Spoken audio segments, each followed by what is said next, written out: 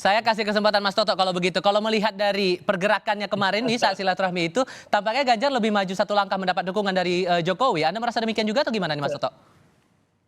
Gini loh, pemilu 2024 itu adalah memperebutkan suara mayoritas pemilih, bukan memperebutkan hatinya Jokowi.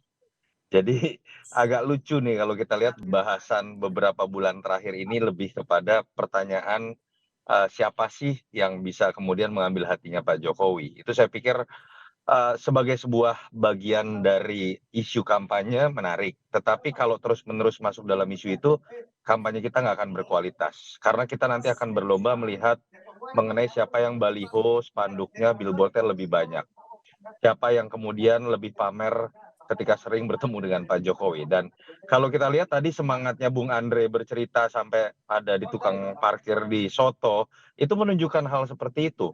Kenapa buat saya menyedihkan, baik itu buat Mas Ganjar ataupun Pak Prabowo, kalau berhenti pada isu ini. Lalu Anda ini hanya sekedar ingin jadi little Jokowi atau ingin jadi seorang leader. Seorang leader itu bicara diferensiasi kepemimpinan. Gagasan Anda apa? Ketika bicara mengenai melanjutkan kepemimpinan Jokowi, kebijakan apa yang Anda ingin lanjutkan? Apa percepatan yang ingin Anda lakukan? Bukan adu gimmick dan bahkan adu menjilat.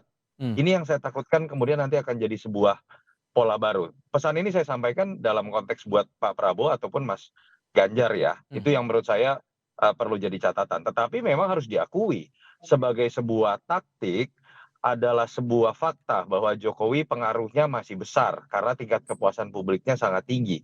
Tetapi bagaimana kecerdasan menerjemahkan diri menjadi paling pantas menjadi penerus Jokowi itu yang kita tunggu dengan berbicara hilirisasi.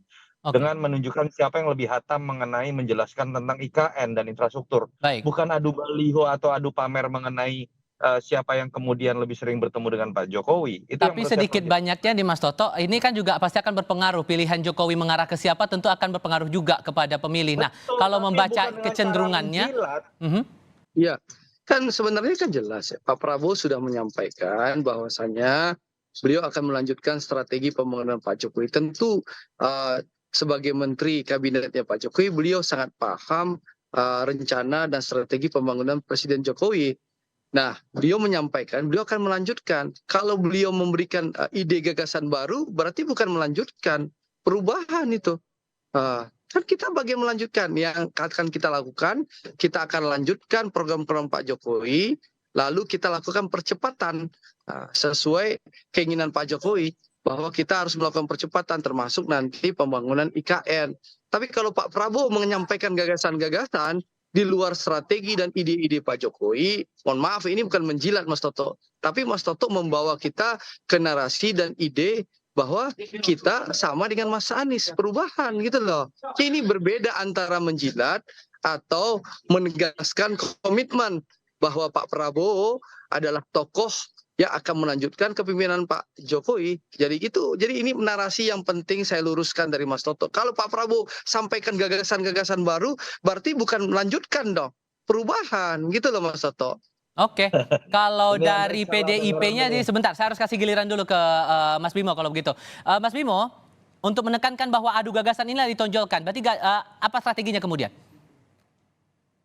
Oh ya, kalau kita kan sustain ya. Yang dibicarakan Andre itu ya kita merasa bangga bahwa fotokopi dari apa yang dibuat oleh PDI Perjuangan Peta Partai Pengusung 2014 dengan Pak Joko Widodo sebagai presiden itu hasil kebenarannya oleh Partai Gerindra.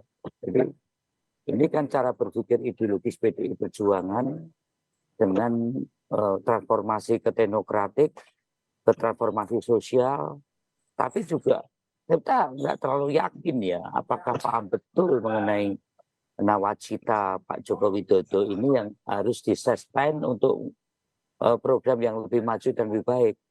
Dan tidak hanya soal infrastruktur, Andre.